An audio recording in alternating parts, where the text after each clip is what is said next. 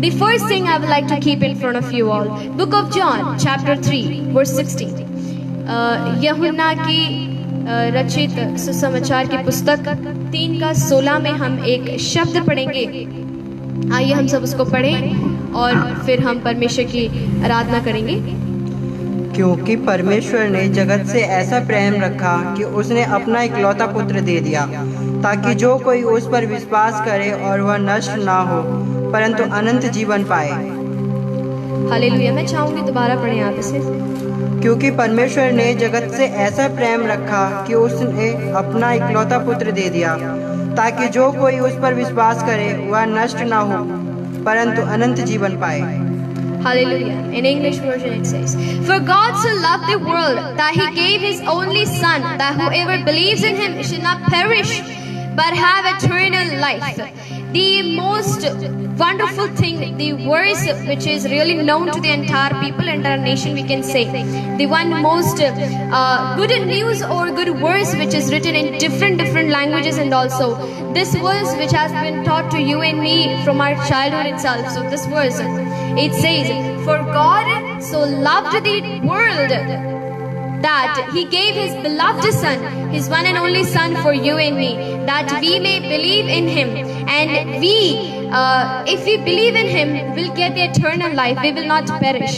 So this is what it means. Now today's topic, what we're gonna learn, आज का topic जो हम पढ़ने वाले हैं, it is the guidelines or the ways how we can win the souls for the kingdom of God. That how we are going to worship. I mean, how we gonna win the souls for the kingdom of God. All right, we learned from the starting sessions, from the beginning, we learned what are the reasons that people do not take this responsibility or they do not win the souls.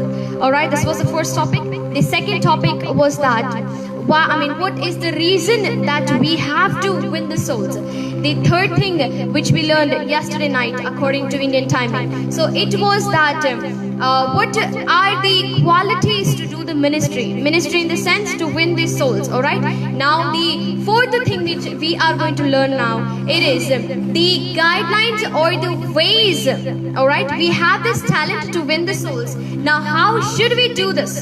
We are going to get this right now. All right, so we'll get to know, we're going to learn right now this thing. तो मेरे प्रिय बुजुर्ग और बड़े लोगों, हमने क्या सीखा? सबसे पहली बात, आज जो टॉपिक हम सीखने वाले हैं ये है आत्मा जीतने के लिए योग्यताएं नहीं, मार्गदर्शन यानी कि किस प्रकार से हम आत्माओं को जीत सकते हैं। हम सबको यह टैलेंट, ये जिम्मेदारी, ये भंडारीपन, जवाबदारीपन ये हमें सौंपा गया है कि हमें आत्माओं को जीतना है परमेश्वर के राज्य के लिए, वहाँ के लिए जहाँ हम जाने वाले हैं। तो हमें अनेकों को उसके भवन में लाने की जरूरत है। हालांकि मसीह खुद लेकर आता है, लेकिन काम हमें भी करना है। सो परमेश्वर ने आपको चुना है इस कार्य के लिए। तो हम कैसे कर सकते हैं वह मार्गदर्शन, यानी वह चीजें आज हम सीखेंगे। और हमने शुरुआत से क्या क्या सीखा? सबसे पहली बात हमने सीखी कि आत्मा जीतना यानी सेवकाई, जो हम कुछ लोग होते हैं या फिर हम ही लोग, बेशक क्यों, हम अपना नाम भी कह सकते हैं कि हम क्यों नहीं कर पाते। हमने पहला टॉपिक ये भी सीखा कि हम क्यों नहीं जीत पाते आत्माओं को, ये हमने सीखा। दूसरी बार में हमने सीखा क्या कारण है कि हमें जीतना चाहिए आत्मा वगैरह। और तीसरी बात, क्या योग्यताएं हैं, क्या योग्यताएं होनी चाहिए, क्या क्वालिटीज होनी चाहिए हमें ये सेवकाई शुरू करने के लिए, यानी ये है आत्माओं को जीतने का काम शुरू करने के लिए हमारे अंदर क्या क्या योग्यताएं होनी चाहिए। ये हमने कल रात भारतीय के समय के अनुसार हमने पढ़ा, और आज हम पढ़ने वाले हैं आत्मा जीतने के लिए मार्गदर्शन। Well, I'm repeating things again and again. Thank you for this also. Now, जैसे कि हमने पढ़ा यूहन्ना 3:16, यानी कि क्योंकि परमेश्वर ने जगत से ऐसा प्रेम किया कि उसने अपना इकलौता पुत्र इस धरती के लिए यानी इस संसार के लिए दे दिया, यानी बलिदान कर दिया, अपना इकलौता बेटा। और कहा कि जो कोई इसके ऊपर विश्वास करे, ताकि जो कोई इसके ऊपर विश्वास करे वह नाश ना हो परंतु अनंत जीवन पाए, इसके लिए उसने दिया। यानी कि परमेश्वर ने जगत से प्रेम रखा, यानी कि वह प्रेम जो अनंत काल का था और है भी, वह प्रेम जो हमेशा आपके लिए और हमारे लिए है, वह क्रूस का प्रेम, वह उसके दर्द का प्रेम, यानी कि वह प्रेम जो आपको और हमें उसके प्रेम से कभी अलग नहीं कर सकता। ये वह प्रेम है जो संसारिक प्रेम नहीं है, वह उस पिता परमेश्वर का प्रेम है। वह प्रेम है जो आपको आपके गुनाहों से आजाद करता है। My dear elders, what I mean to say, my dear experienced people, what I mean to say, the love of Christ, which means the love of Father. I mean to say, the Father, for God so loved the world, so much He loved that He gave His one and only Son, His beloved Son, the one Son He had.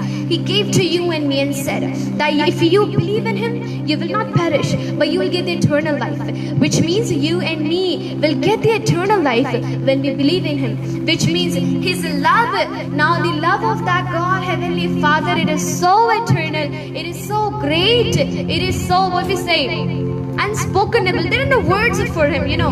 As you people know, for your experienced one, that is what I learned from you, right? So He says that His love is so much that He gave His Son for us. Now if we believe in Him, we'll not destroy it, or we're not gonna get ruined, or we're not gonna get die or something, but we're gonna get the eternal life, which means the love of God. So how we are gonna bring these souls, how we gonna win these souls for the kingdom of God? By telling people, by preaching them about the love of Christ. My dear Heavenly Father, my dear people of God, my dear chosen people of Christ, what I mean to say, with the love of God, which means the love of Christ which is given to you and me. So this we have to preach to the entire world, and through this we can win the souls. Look, He tells the way, He also gives you the way how to do it. Now instead of all the prophets, we need not to say, now God, how am I going to preach? How am I going to win the souls? We need not to say this. For God Himself says, look, I'm going to give you the strength. God says, I'm going to give you the power for this. I hope that you get my point. So हमने पहले चीज़ जो आज हमने सीखी वह यह है कि परमेश्वर के प्रेम के विषय लोगों को बताकर हम उनकी आत्माओं को जीत सकते हैं। ये एक मार्गदर्शन है, ये एक गाइडलाइंस है हमारे लिए कि हम कैसे आत्माओं को जीतें। यानी कि पहली बात, हम लोग दूसरों को, यानी वह अन्य जाति लोगों के लिए वह आत्माएं जो अभी भी बचाए जाने के लिए बाट जोह रही हैं, उन आत्माओं को मसीह के प्रेम के बारे में बताकर हम उन लोगों को बचा सकते हैं, हम लोग उन लोगों को मसीह में ला सकते हैं। हालांकि परमेश्वर खुद लेकर आता है। तो आज हमने पहली बात सीखी, परमेश्वर के प्रेम के विषय लोगों को बताकर हम उसके राज्य के लिए आत्माओं को जीत सकते हैं। The first thing which we read, now with the love, now the love of Christ, now preaching this, if we preach the love of Christ to people, through this we can win the souls for His kingdom. So the second thing I would like to keep in front of you all, book of Romans chapter 3 verse 23, Romeo की पुस्तक 3:23 हम पढ़ेंगे। एक बहुत अच्छी बात वहाँ पे लिखी गई है। जैसे कि आप सबको पता है, आप मुझसे बड़े तजुर्बे वाले लोग, बहुत बड़े लोग हैं। थैंक यू सो मच, धन्यवाद, आप लोग अपना कीमती समय देते हैं। आइए हम पढ़ें। इसलिए कि सब ने पाप किया है और परमेश्वर की महिमा से रहित हैं। Hallelujah. For all have sinned and fallen short for the glory of God. I would like to keep this verse in front of you all once again. For all have sinned and fallen short for the glory of God. Which means we have to preach the people that all have sinned. Because there are such people, those who are going to say to you, why do I need to get saved? Look, I'm already in the prayer, in the sanctification. I read the Bible, I know everything. Why do you preach to me? Then you have to say you have to say these things to those people, that all have sinned and fallen short for the glory of God. Which means सबने पाप किया है और परमेश्वर की महिमा से रहित हैं। यानी कि यदि आप ये वचन, यानी कि यदि आप आत्मा जीतने का काम करते हैं और यदि आप उन लोगों को बताते हैं मसीह के प्रेम के बारे में, तो फिर लोग आपसे कहेंगे, कुछ होंगे अच्छे लोग जो आपसे कहेंगे, हमें क्या ज़रूरत है कि आप हमें ये प्रचार करते हैं, हमें क्या ज़रूरत है हमें चर्च में आने की, क्या ज़रूरत है हमें आपकी ये बातों को मानने की जो आप हमें बता रहे हैं। तब आपको उनसे कहना है, क्योंकि ये सत्य बात है, क्योंकि बाइबल में लिखी है, तब आपको उनसे ये कहना है कि सबने पाप किया है। सबने, बाइबल में सबने का मतलब सबने पाप किया है और परमेश्वर की महिमा से रहित हैं। हाँ, क्या पता हमने पाप अपने सोच विचार से ही किया हो, क्या पता किसी को दान ना कर कर ही हम पाप कर रहे हो, क्या पता हम अपनी आंखों के जरिए या अपने बातों के जरिए ही पाप कर रहे हो, कुछ भी हो सकता है, लेकिन पाप पाप है, चाहे वो छोटा है चाहे वो बड़ा है। तो we have to preach them about this. Now the sin is a sin. Now if it is small or if it is big. My dear elders, I just want to tell you that the weather is getting really bad right now. So that is why the thing is looking really different. I mean different in the screen. You might be thinking, why is the Esther looking so different? Well, it is because of the weather. I thank God for this beautiful weather. Alright. Coming back to the point, the second thing, how we gonna bring the souls, how we gonna win the souls for the kingdom of God, it is by telling them that you have sinned and you need the forgiveness. For this you have to come to Christ. For this you have to accept Him as your Savior, and you just have to say that God, forgive my sins, and He will forgive your sins. Indeed, He will forgive your sins, and He will make you His sons and daughters, His children once again, and He will give you the eternal life if you believe and accept Him. This is what we have to say to them. दूसरी बात जो हमने सीखी, हमें ये बताना है कि सबने पाप किया है, इसके द्वारा सबने पाप किया है और परमेश्वर की महिमा से रहित हैं। ये बात हमें उनको बतानी है कि और आपने पाप किया है, उस पाप की क्षमा होनी जरूरी है, और वह एकमात्र परमेश्वर है जो आपके पापों को, हमारे गुनाहों को, हमारे अपराधों को क्षमा करता है और हमें उसके बेटे और बेटी होने का अधिकार यानी कि परमिशन अधिकार देता है और स्वर्ग का वारिस बनाता है। मेरी प्रिय बुजुर्ग और बड़े लोगों, हम तीसरी बात की ओर जाएंगे इस वक्त। I hope that you people are getting my point. So the third thing which we gonna read right now is book of epistle to Ephesians chapter 2 verse 9। इफिसियों की पत्री 2:9 में इस प्रकार लिखा है। संत पौलुस इस बात को लिखते हैं और यह इफिसियों की कलीसिया के लिए लिखते हैं, यानी कि हम भी हैं, हम सब के लिए लिखते हैं ये बात। 2:9 हम पढ़ेंगे। Beautiful thing over there written by saint Paul to the church, to the apostles of Ephesians. Now this letter which is for you and me, for all of us, which we have to focus on now. Ephesians chapter 2 verse 9. और न कर्मों के कारण ऐसा ना हो कि कोई घमंड करे। हालेलुया। चाहते दोबारा पढ़े। और न कर्मों के कारण ऐसा ना हो कि कोई घमंड करे। In English version it says, Ephesians chapter 2 verse 9, not a result of works, so that no one may boast, for we are His workmanship, created in Christ Jesus for good works, which God prepared beforehand that we should walk in them. Hallelujah. Well, it means that we have to tell them, we have to preach them that we are not going to get the salvation, not going to get the kingdom of God or kingdom of heaven by our good deeds.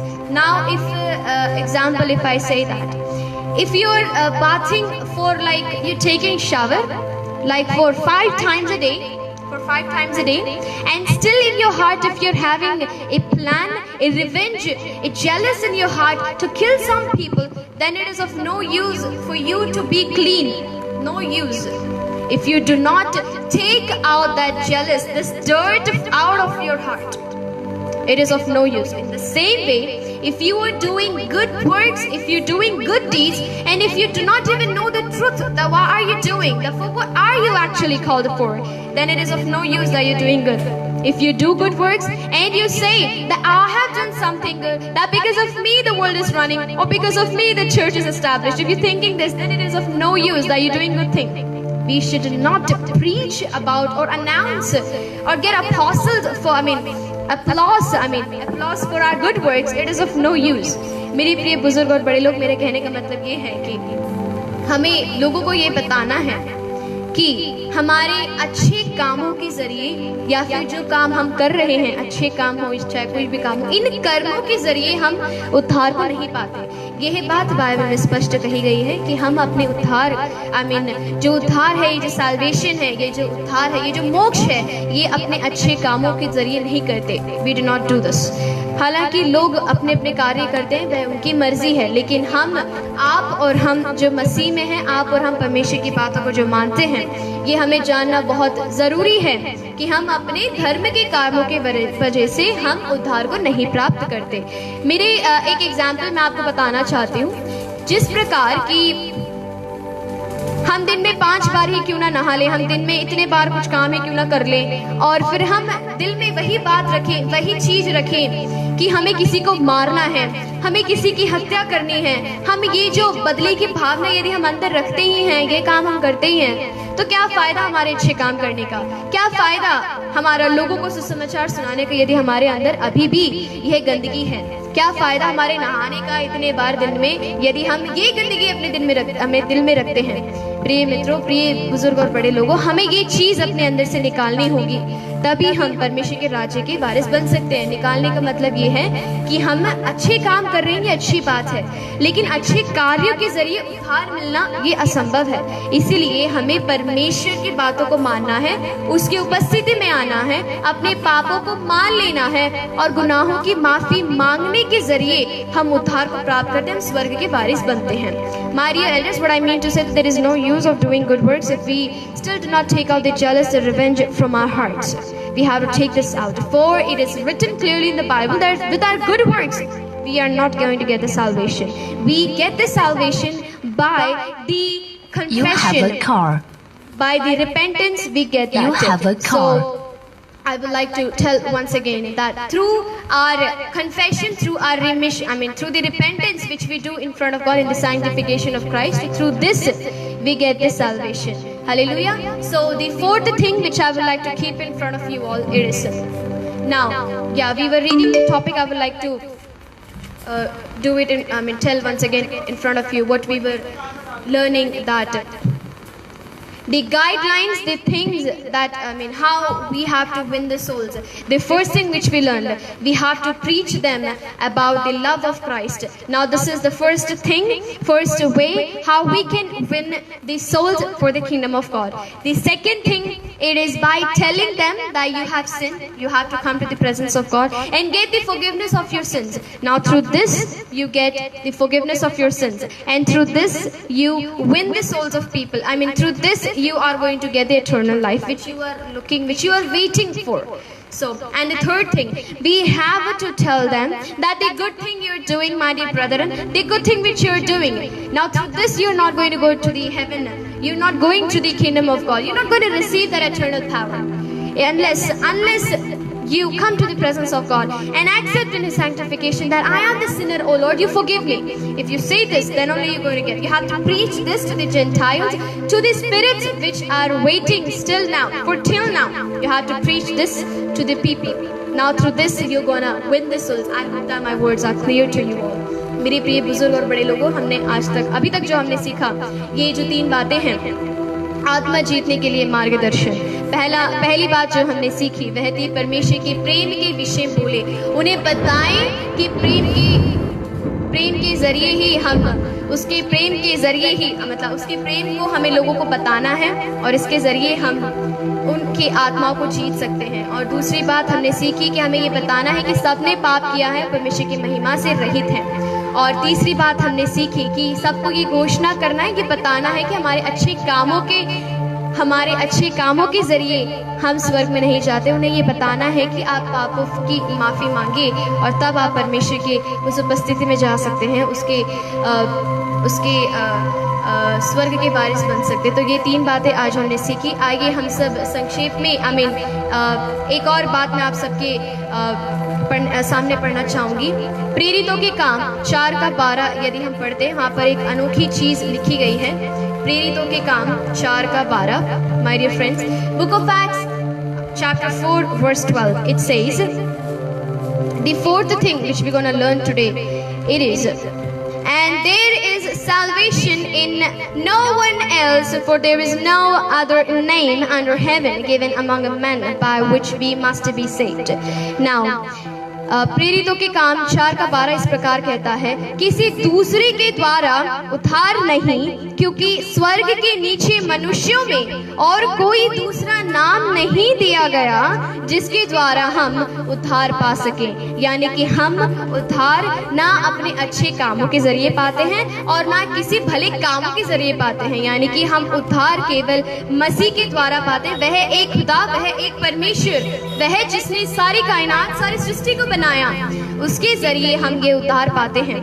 और यह बात Bible में लिखी है, यानी कि Bible में हर चीज सत्य लिखी, ये सत्य बात लिखी है कि उसकी हम यह उद्धार उसकी प्रेम के द्वारा, मसीह के द्वारा पाते हैं। तो हमें ये लोगों को बताना है कि आप, यानी कि आप उद्धार मसीह के प्रेम के द्वारा पाते हैं, यानी मसीह के द्वारा पाते हैं। और हम 5वीं बात मैं आप सभी के सामने पढ़ना चाहूंगी, यूहन्ना की पुस्तक 1:12, Book of John chapter 1 verse 12. I would like to keep in front of you all and I would like to read this for you all. Gospel of John chapter 1 verse 12. यहाँ पर एक अच्छी बात लिखी गई है।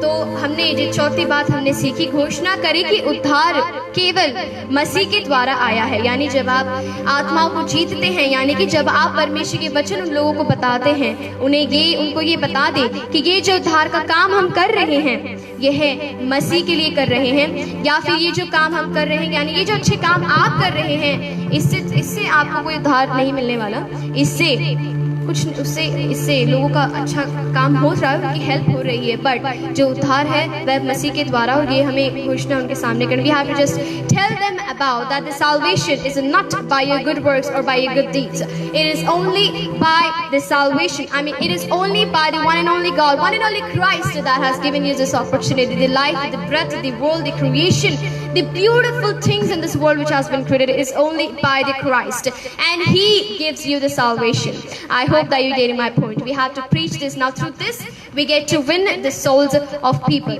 The Gospel of John chapter 1 verse 12 I would like to keep in front of you all. यूहन्ना की रचित सुसमाचार की पुस्तक 1:12 हम पढ़ेंगे।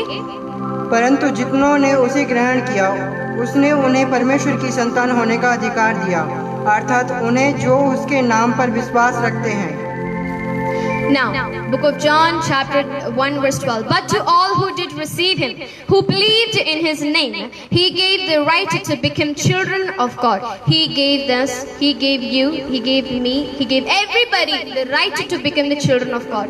Which means we have to give them the time to accept Lord Jesus, to accept the Christ and His good news. मेरे प्रिय बुजुर्ग और बड़े लोगों, हमें उन्हें मसीह को स्वीकार करने का मौका देना चाहिए।